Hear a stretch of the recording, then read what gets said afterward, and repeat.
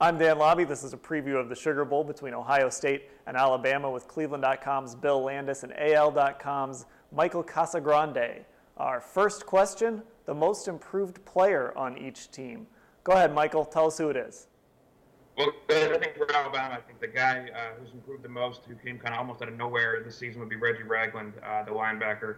He came in a few years ago as a highly recruited linebacker, but didn't see the field for his first two seasons. He was, of course, playing behind C.J. Mosley, who went on to All-American season last year, could be the Defensive Rookie of the Year this year in the NFL. But Ragland stepped in and really didn't skip a beat. He's the second leading tackler on the team. He was at the top of that list for a good part of the season. He's got 88 tackles.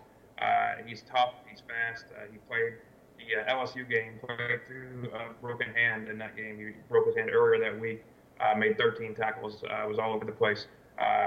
He's improved some pass coverage. I guess sometimes that might be an issue going down the middle when he has to pick up somebody, a running back, maybe a tight end in coverage. But for the most part, he's kind of come, maybe not from nowhere since he was such a highly recruited guy, but he's had a huge season this year after competing for the job in the spring and the fall with Reuben Foster, another former top recruit. Bill, who's the most improved player for Ohio State?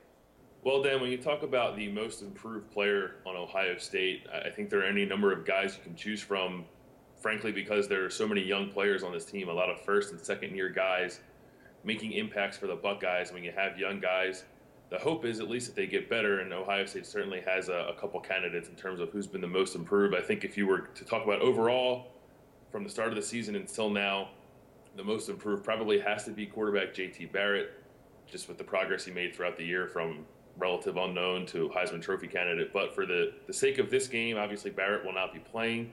So I'm going to go with running back Ezekiel Elliott. We posted this question on cleveland.com about a week ago, maybe a week and a half ago, kind of breaking down the season, and we listed who we thought our most improved players were, and I had Elliott as mine.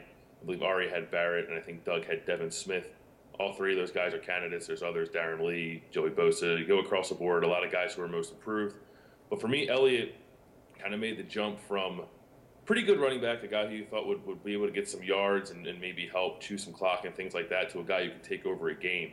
If you look at his last 5 games, he's got almost 700 rushing yards and 7 touchdowns in his last 5 games.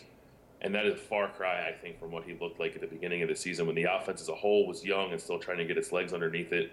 It has, the offensive line is better, and Elliott has sort of been a benefactor of that.